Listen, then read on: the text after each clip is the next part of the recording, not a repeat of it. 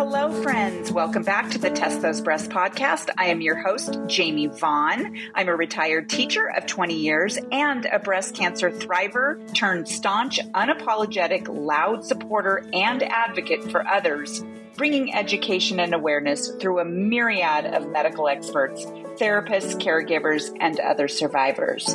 A breast cancer diagnosis is incredibly overwhelming with the mounds of information out there, especially on Dr. Google. I get it. I'm not a doctor, and I know how important it is to uncover accurate information, which is my ongoing mission through my nonprofit.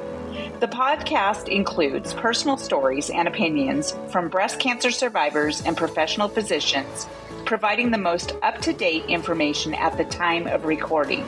Evidence, research, and practices are always changing, so please check the date of the recording and always refer to your medical professionals for the most up-to-date information. I hope you find this podcast a source of inspiration and support from my guests. Their contact information is in the show notes, so please feel free to reach out to them. We have an enormous breast cancer community ready to support you in so many ways. Now let's listen to the next episode of Test Those Breasts.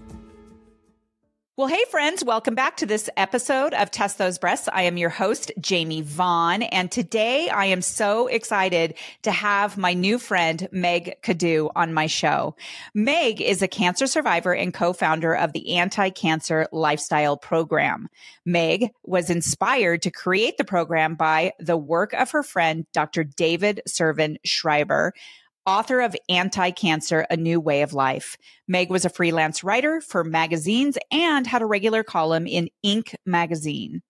She was a frequent speaker on the impact of entrepreneurial business on families, a topic covered in her book, For Better or For Work, a survival guide for entrepreneurs and their families. Meg worked with her husband, Gary, in the early years of their business, Stonyfield Yogurt. That sounds delicious. Hello, Meg. Welcome to the show. How are you doing?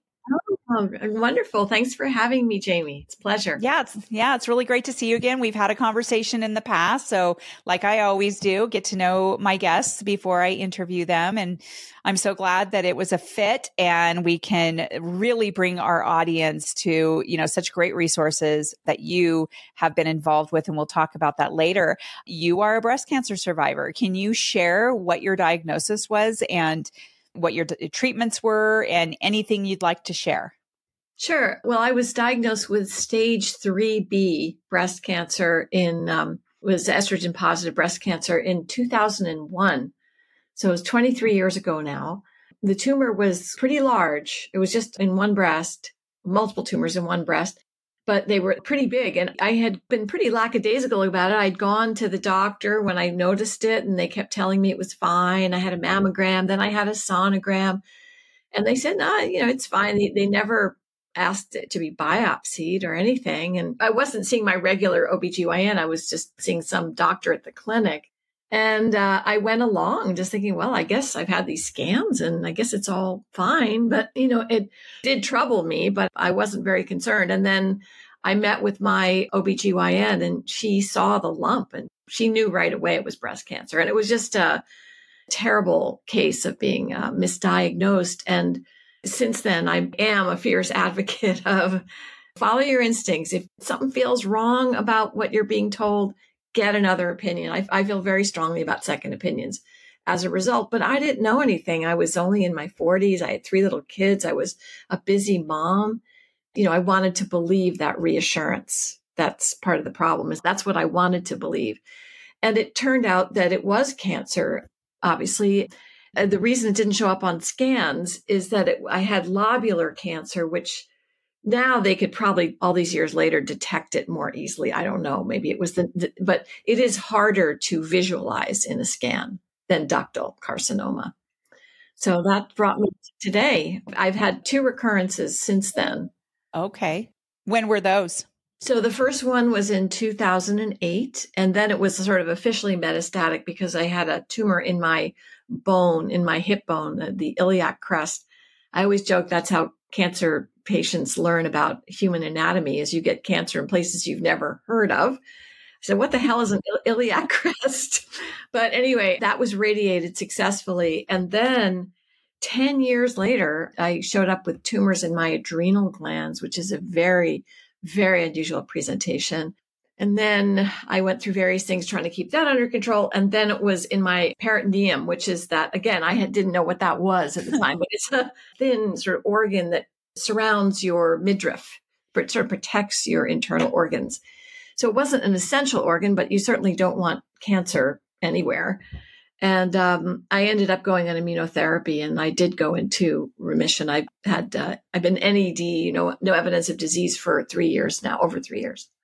What was the organ that it was in that second time? My adrenal glands. Oh, no, I mean the one after that. That was the peritoneum, which is, again, that sort of thin layer that surrounds. Yeah. These were very, very unusual presentations, both. Huh. Interesting. Yeah. I don't know whether I told you in our last conversation, when they found my breast cancer, they found another tumor in my thoracic cavity. Yes. It was in my thoracic, somewhere near my heart, and it was encapsulated, and I never even knew that existed. So I guess we are born with that gland, and it little bit by little bit disappears as you grow older, but mine grew a tumor in it. And by the time they saw it, it was quite large. Yes. And it was benign, but I'd never even heard of that. So it's interesting how we sort of become professional, could be TED Talk people. Exactly. We'd rather not be, but there you go. Yeah. Sounds to me like because of your experience, your first experience, you definitely became more of an advocate for yourself, much more aware of certain things, which seems very typical in how we deal with things. So you went through quite a bit. And I know that breast cancer survivors, any cancer survivor for that matter, but I know that our breast cancer community is like the sisterhood of all sisters. We take care of each other, and we really do so much in our survivorship. Can you share with our audience what you are working on in your survivorship and anything you want to share about that? Because you're doing a lot. Yes.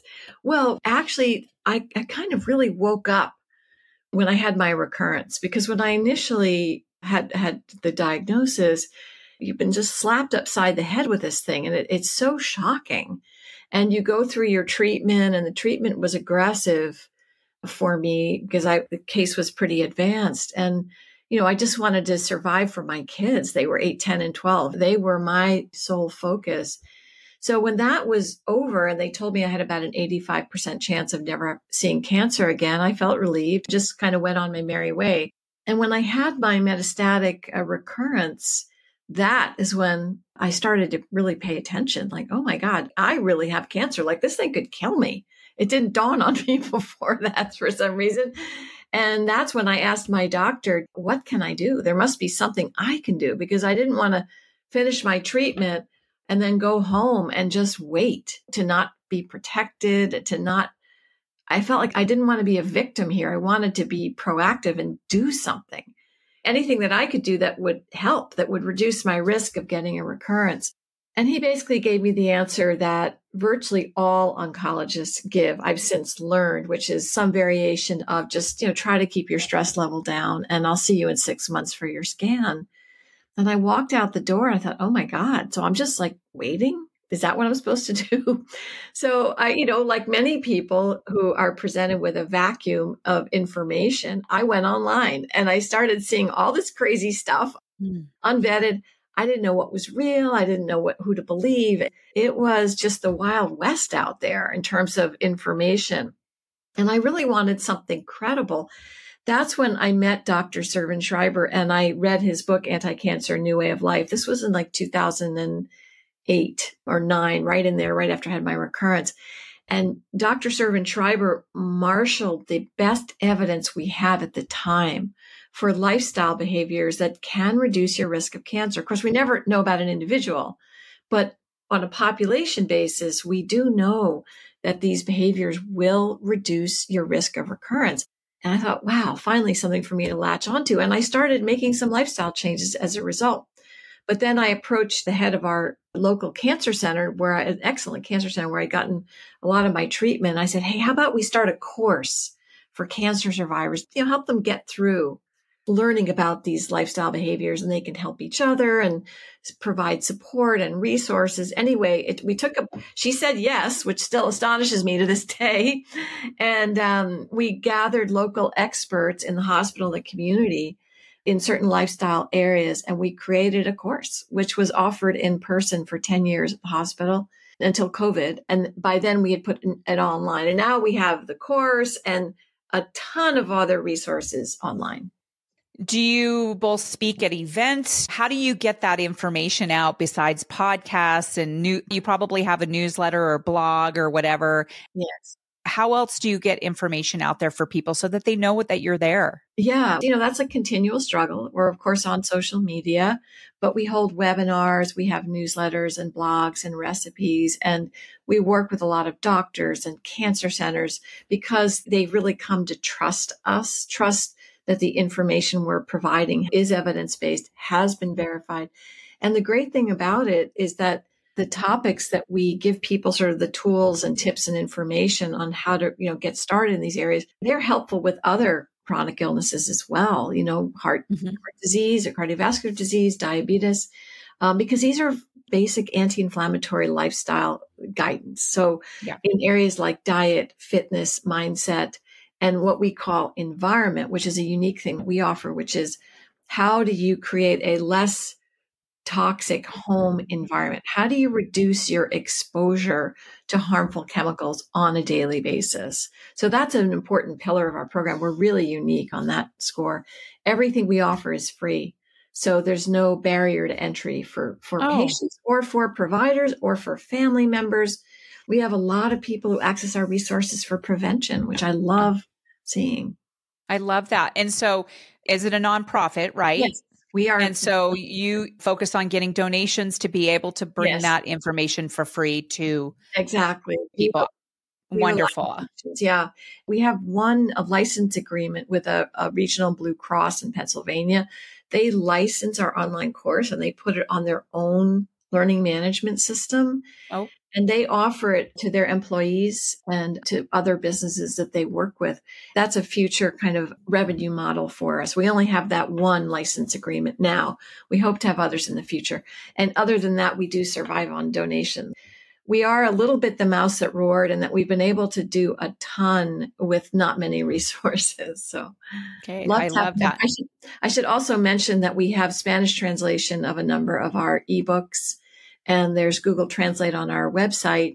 We have participants from 122 countries who have accessed our resources. And so that's really exciting too. Yeah, that's really great.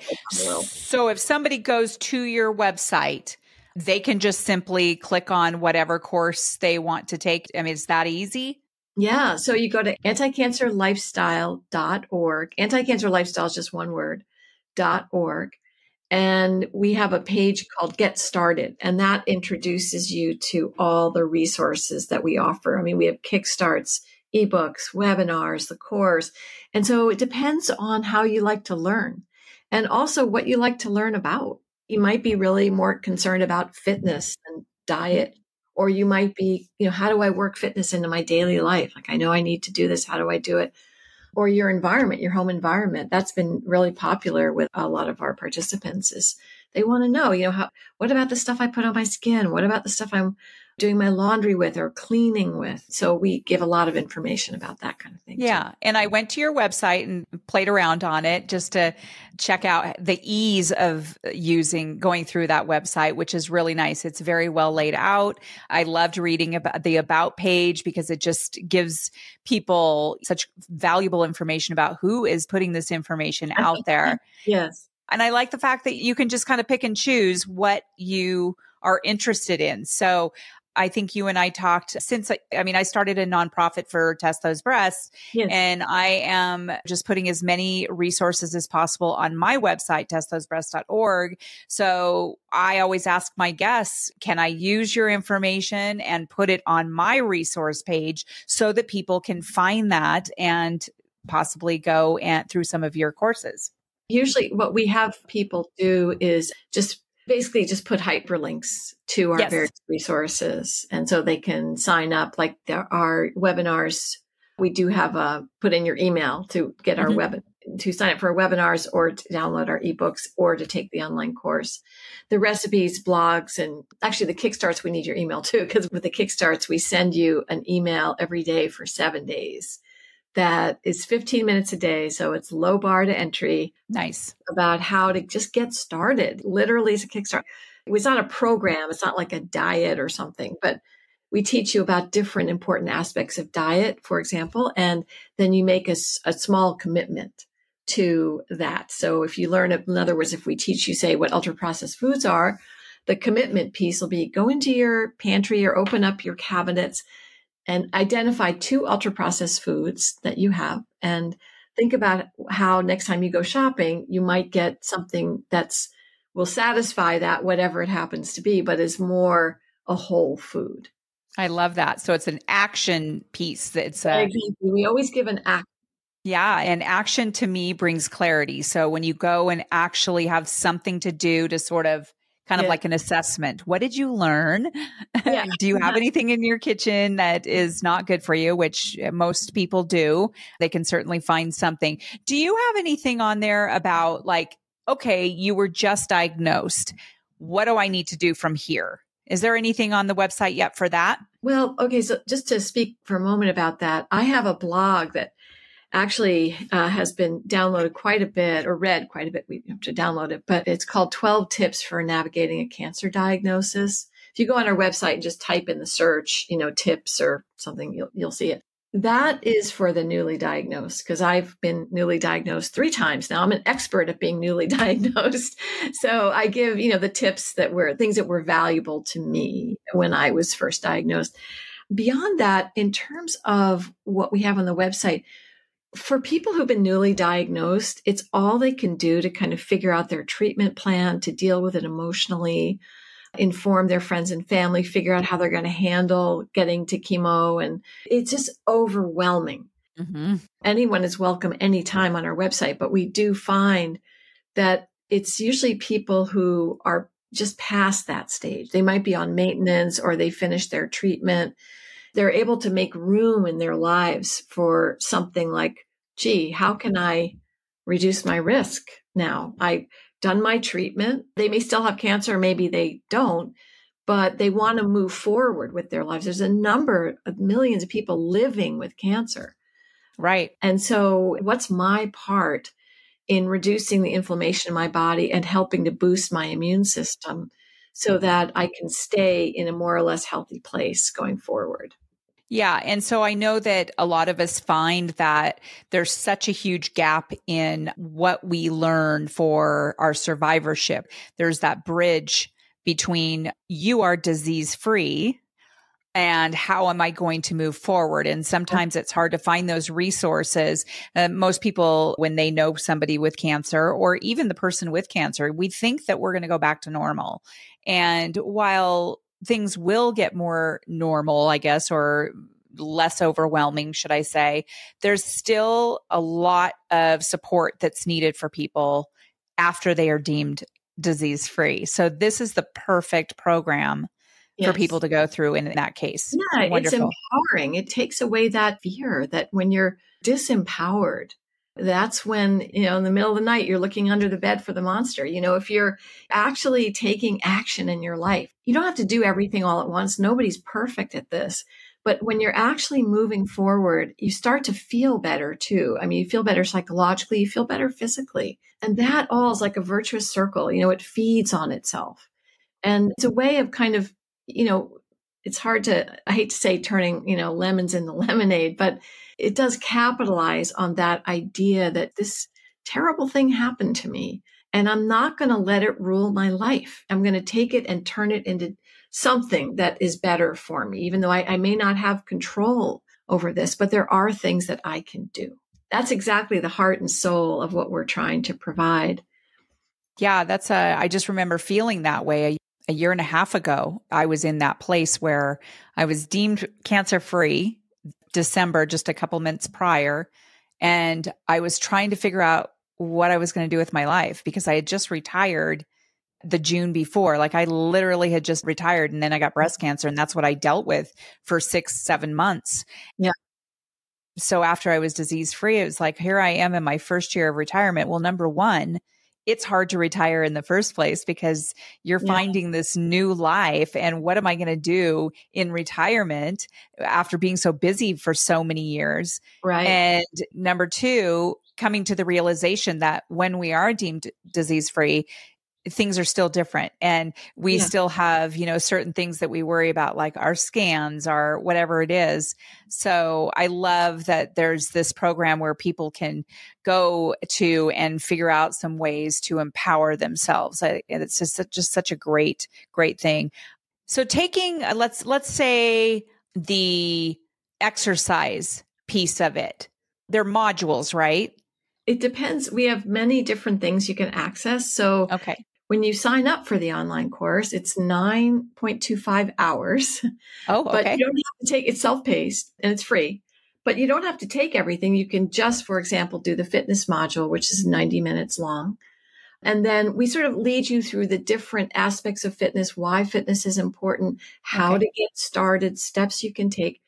We have this wonderful ebook called Fit After 50, which has been downloaded many, many thousands of times. One of my favorite of our, we have 29 ebooks now. And it's one of the top downloads. People just love that ebook. So if you like to just read, if you want to, our ebooks are beautifully designed and it's kind of easy listening, if you know what I mean, in terms of the information download. Or if you just want you're somebody who responds to Kickstarts, you sign up for one of our Kickstarts and you'll get that email every day for 7 days with little things you can do and commit to for that week.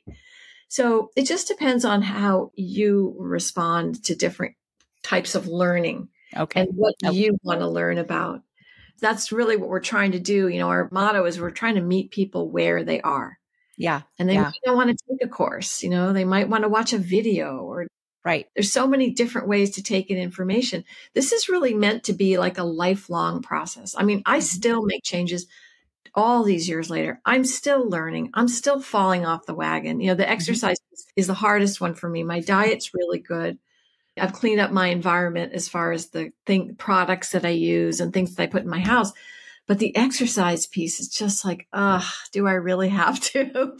And then, then I see the data about breast cancer recurrence and fitness. And it's just like, well, get off the couch. Yeah. And we women have to keep our bones healthy, right? So we need to do some resistance training. And I know I'm the same way. I was a huge fitness person. I mean, I was running since I was 5 years or in fifth grade. And I have always either gone to the gym or always worked out at home, always done weights.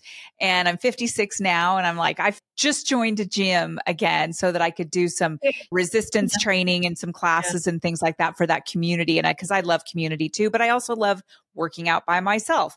But I am really interested in taking that. And I love the fact that you have multiple ways of learning. I'm a retired school teacher, so I'm all about differentiating. It's perfect. Right. And I have different ways that I learn. I mean, I love to read, but I also love to listen to things and I love watching videos. So I'm really curious what that one will look like. I will definitely be digging into that. We have a lot of great fitness webinars too. So when you go on our webinar page, there's a little box where you can select for the fitness webinars and you can see what we have for those. So. I like it.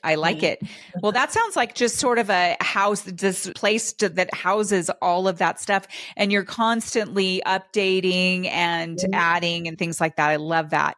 Wonderful. Are doing all of that. That's what we do. We had all of our ebooks reviewed by outside expert. Everything we put out there has been created by a certified expert in that field.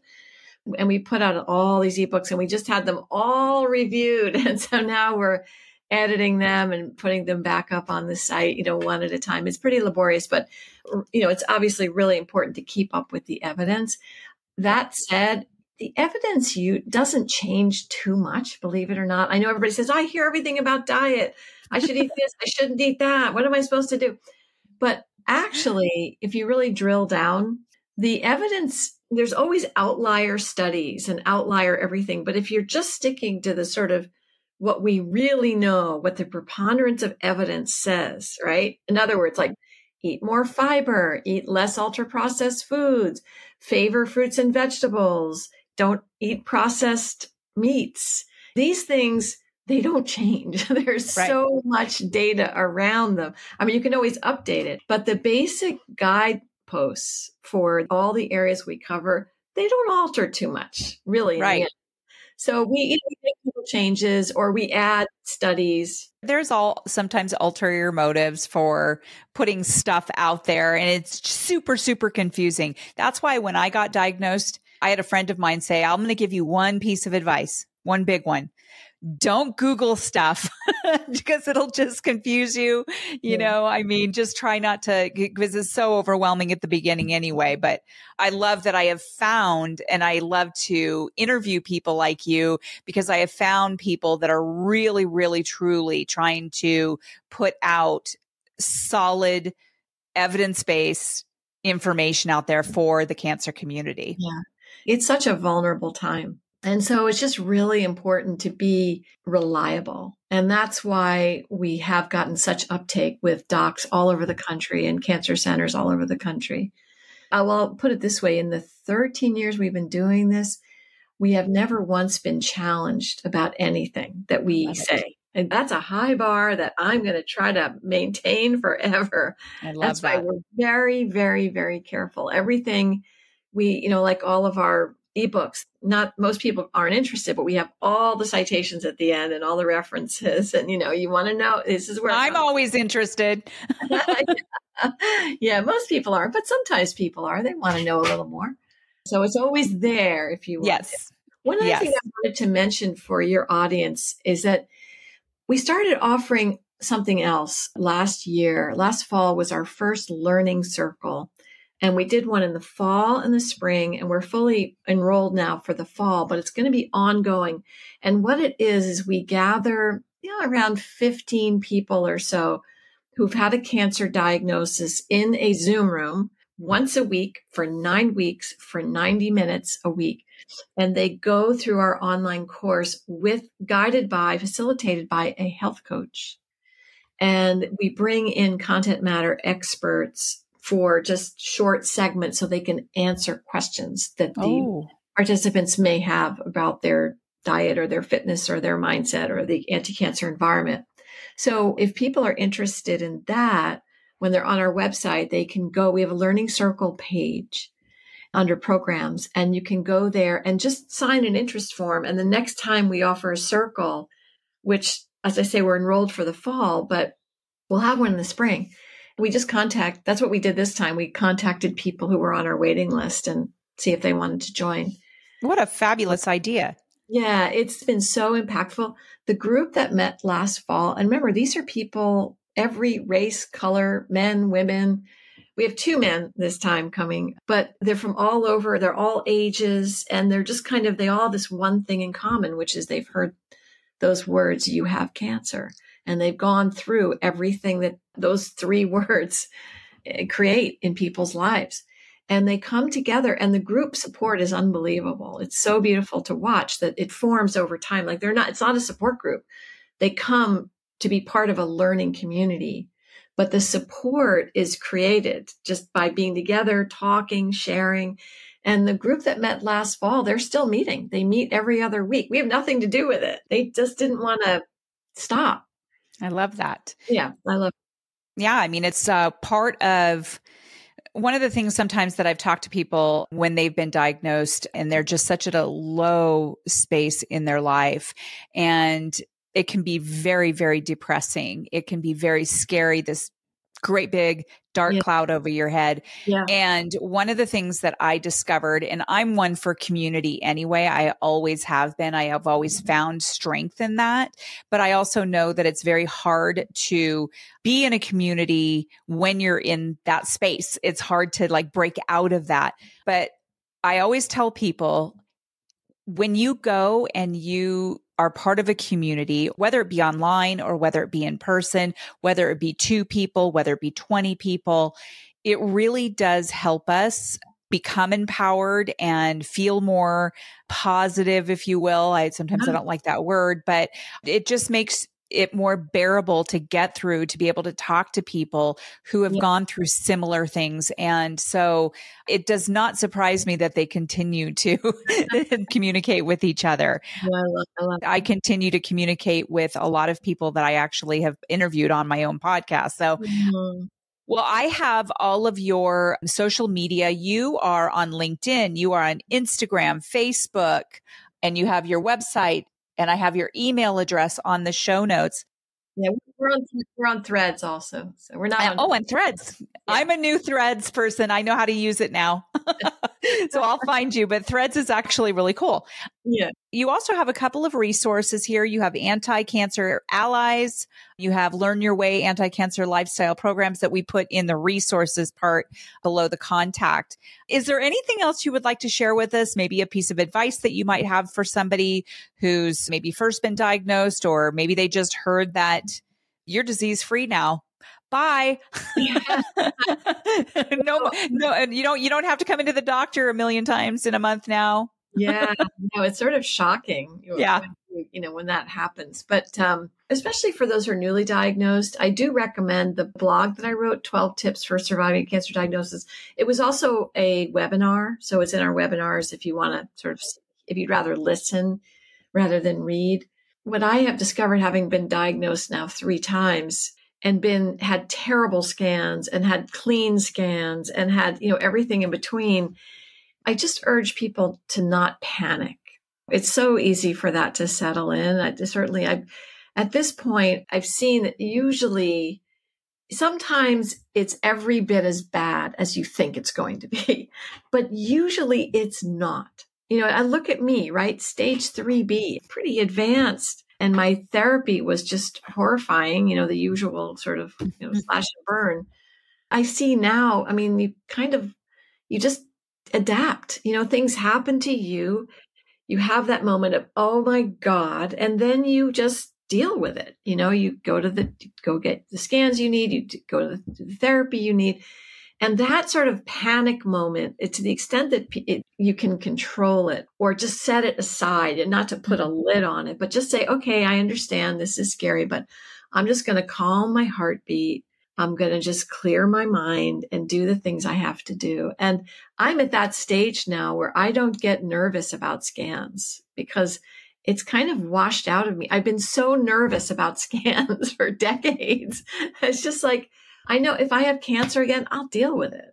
I'll do what I have to do to get through that. So I think it's that panic piece that I would love to have people look at and see what they can do to manage. You're at the point where you're like, dang, again?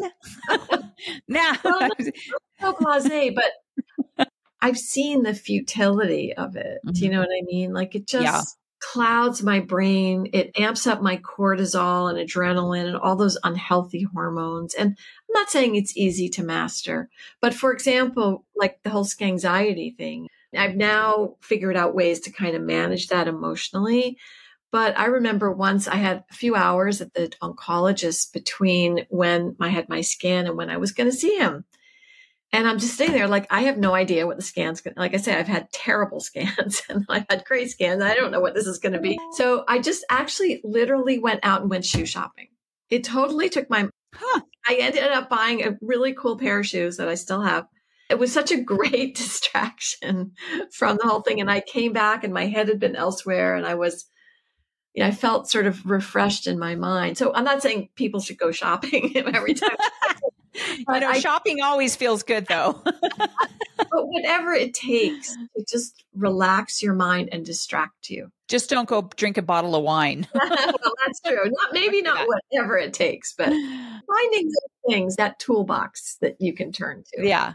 Well, I love the fact that you have this program. It just helps so much. And instead of people Googling a bunch of stuff, even though they will find you on Google, but being able to be led to a very, very solid resource like that is very comforting out in our cancer community. Well, I just really appreciate your taking the time, Meg. And I have had 2 really wonderful conversations with you now. And I like you. I think you're wonderful. And I just like the fact that you are very genuinely interested in helping people through that process. And so I am going to go on there because I want to find out more about, like supplements and how to keep that cortisol level, at a good level. Things that I'm always interested in that. So there's something there for everybody at any stage, at any time. And it's all free. So there's no barrier to just going in and exploring. So I hope you're listening. I'm going to go in and look at the fitness one too. So but I am going to put your website, I'm going to put that information on my resource page on Test Those Breasts. So to my audience, all of this information will be in the show notes here, but it'll also be on my website under resources. And those are all obviously for free as well. So thank you, Meg. I appreciate you. Thanks for having me. So to my audience, thank you again for joining us on this episode of Test Those Breasts. And as always, I would love for you to be able to go to your favorite platform and rate and review this podcast. And I hope you get a lot out of it. And we will see you next time on the next episode of Test Those Breasts. Bye for now. Take care, Jamie. Bye-bye. Friends, thank you so much for listening to this episode of Test Those Breasts. I hope you got some great, much needed information that will help you with your journey. As always, I am open to guests to add value to my show, and I'm also open to being a guest on other podcasts where I can add value. So please reach out if you'd like to collaborate. My contact information is in the show notes. And as a reminder, rating, reviewing, and sharing this podcast will truly help build a bigger audience all over the world. I thank you for your efforts. I look forward to sharing my next episode of Test Those Breasts.